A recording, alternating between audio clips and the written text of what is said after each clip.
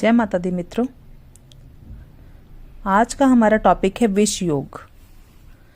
विष योग किसे कहते हैं, उसके क्या लक्षण होते हैं, उसके क्या उपाय होते हैं और वो कुंडली के हर भाव में, क्योंकि एक कुंडली के कितने भाव होते हैं, 12 भाव, 12 भावों में विष योग के क्या क्या प्रभाव होते हैं और इनका उपाय क्या होता है। सबसे पहले बात करते हैं विष योग किसे कहते हैं। किसी भी कुंडली में यदि शनि और चंद्र इन दोनों की आपस में युति होती है तो उसे विष योग कहते हैं। कुंडली के जिस भी भाव में ये योग होता है उसके अनुसार ही अशुभ फल देने लगता है। तो ये जो युति होती है शनि और चंद्र की, तो इसका ही किसी भाव में होना कुंडली के, उसको हम विष योग कहते हैं। अब बात करते हैं इसके लक्षण की।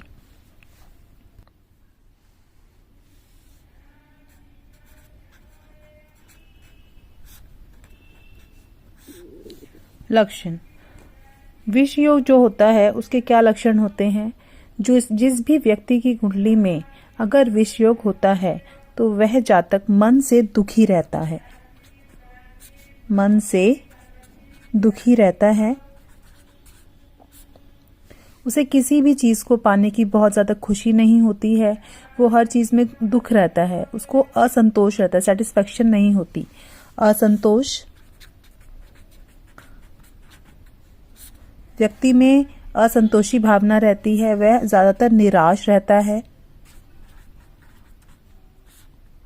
उसे हमेशा लाइफ से शिकायतें रहती हैं और हमेशा मतलब उसकी जो लाइफ होती है वो बिल्कुल नरक के समान समझ सकते हैं कि उसकी लाइफ जो होती है बिल्कुल नरक के समान होती है। उसके मन में तरह तरह के विचार आते रहते हैं, आत्महत्या के विचार आते रहते हैं।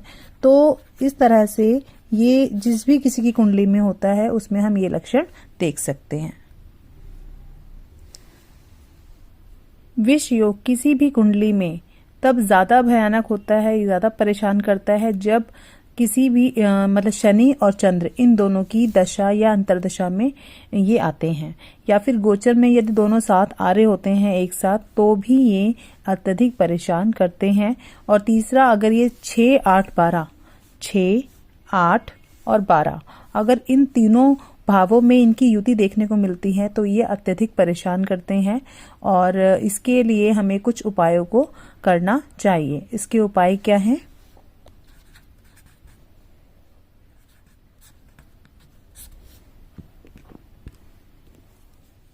पहला उपाय, शिव उपासना।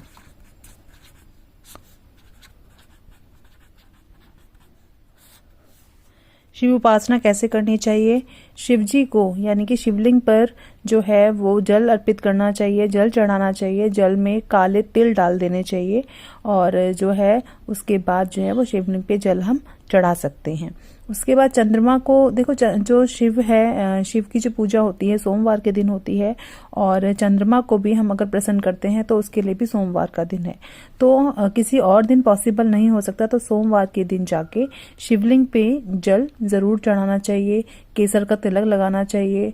और शनि के लिए हमें रोज डेली हनुमान चालीसा करनी चाहिए। दूसरा क्या हो सकता है? हनुमान चालीसा।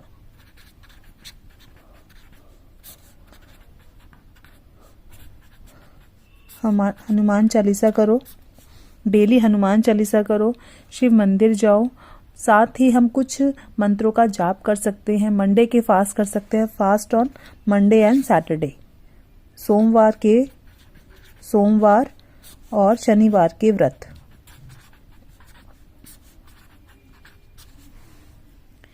इसके अलावा हम भूखों को भोजन, वस्त्र ये आदि दें। सरसों का तेल जो है वो पीपल के पेड़ के नीचे जो है वो शनिवार के दिन जलाएं।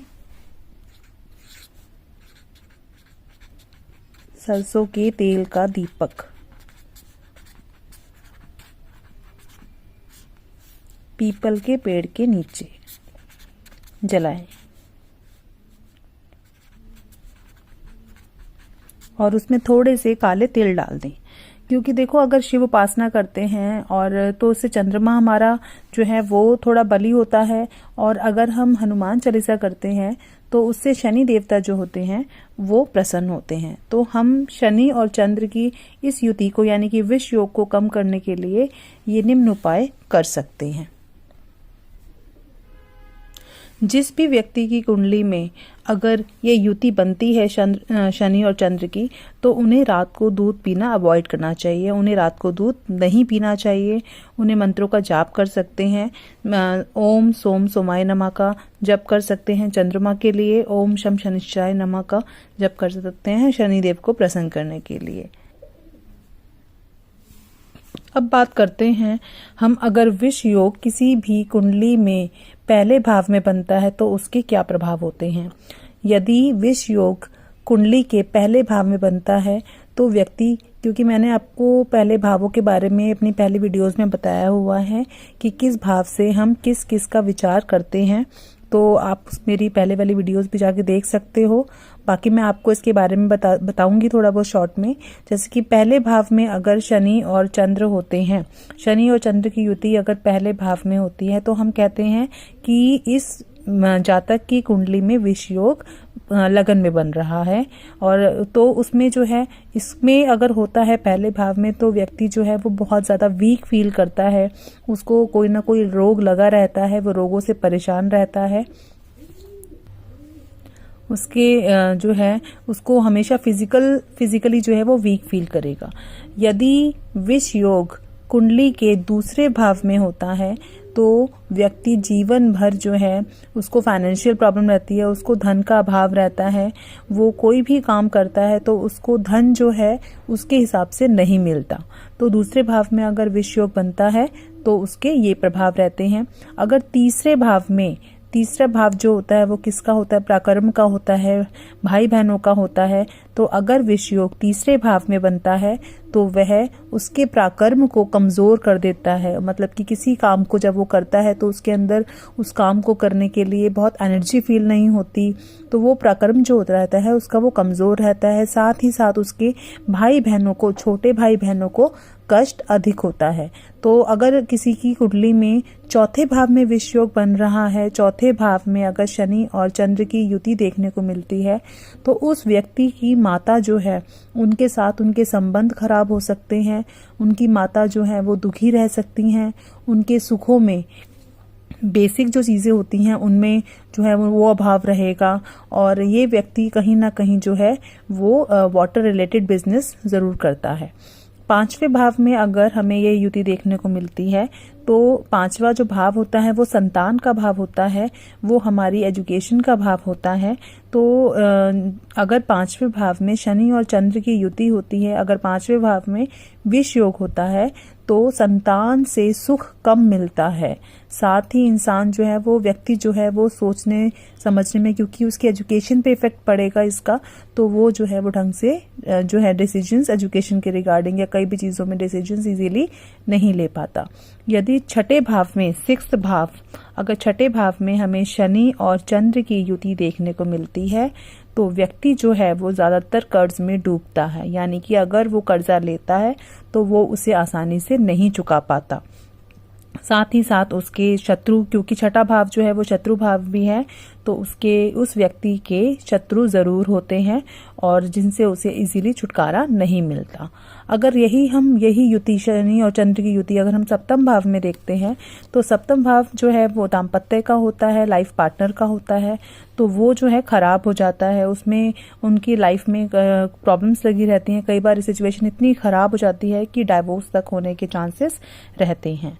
और यदि विष योग अष्टम भाव में होता है तो अष्टम भाव जो होता है वो हमारी मृत्यु का और हमारे लाइफ का जो है वो उसका भाव होता है। तो मृत्यु, अगर हमारा विष योग अष्टम भाव में बन रहा है तो व्यक्ति को लाइफ में मृत्यु तुल्य कष्ट, मतलब कि उसको ऐसी प्रॉब्लम्स आती हैं जो कि बिल्कुल मतलब कि व्यक्ति सोचेगा कि मैं आत्महत्या ही कर लूं, अपने आप को खत्म ही कर लूं।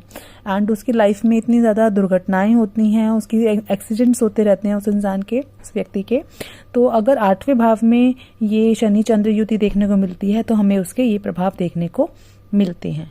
अगर 9वें भाव में हमें शनि चंद्र युति मिलती है तो उसमें हम देख सकते हैं कि व्यक्ति जो है वो उसका लक उसका साथ नहीं देता, वो अपने आप को बहुत भाग्यहीन फील करेगा, वो सोचेगा कि मेरा तो लक साथ ही नहीं देता, और उसका जो है इसकी वजह से उसका ईश्वर में विश्वास भी नहीं रहेगा, वो नास्तिक रहेगा। 10वां भाव जो होता है वो हमारी पद प्रतिष्ठा का, फादर का होता है। तो अगर 10वें भाव में विष योग होता है तो पद प्रतिष्ठा में कमी रहती है, पिता से लड़ाई झगड़े, आर्ग्यूमेंट्स रहते हैं ज़्यादातर। और अगर यही युति जो है वो 11वें भाव में होती है तो व्यक्ति जो है, क्योंकि ये आय का भाव है तो इसमें आय के जो सोर्सेज रहते हैं वो कम रहते हैं। व्यक्ति कोशिश बहुत करता है लेकिन उसकी आय के साधन जो है वो कम ही बनते हैं। और यदि विष योग 12वें भाव में बनता है तो 12वां भाव जो है वो व्यय को शो करता है, इसलिए इसमें अगर ये शनि और चंद्र की युति बनती है तो आय से अधिक व्यक्ति का खर्च होता है। तो इस तरह हमने आज पढ़ा कि विष योग क्या होता है, उसके प्रभाव क्या होते हैं, लेकिन साथ ही साथ हमने उसके उपाय के बारे में भी बताया है। तो इस योग को कम इन उपायों के द्वारा हम कर सकते हैं। तो आज की वीडियो मेरी कैसी लगी आपको, तो प्लीज़ मुझे मेरे कमेंट बॉक्स में लिखना ना भूलिए। साथ ही मेरी वीडियो को लाइक और शेयर करना ना भूलिए। और अगर आपने अभी तक मेरा चैनल सब्सक्राइब नहीं किया तो ऐसे ही वीडियोस को देखने के लिए इसे सब्सक्राइब ज़रूर कीजिए। धन्यवाद।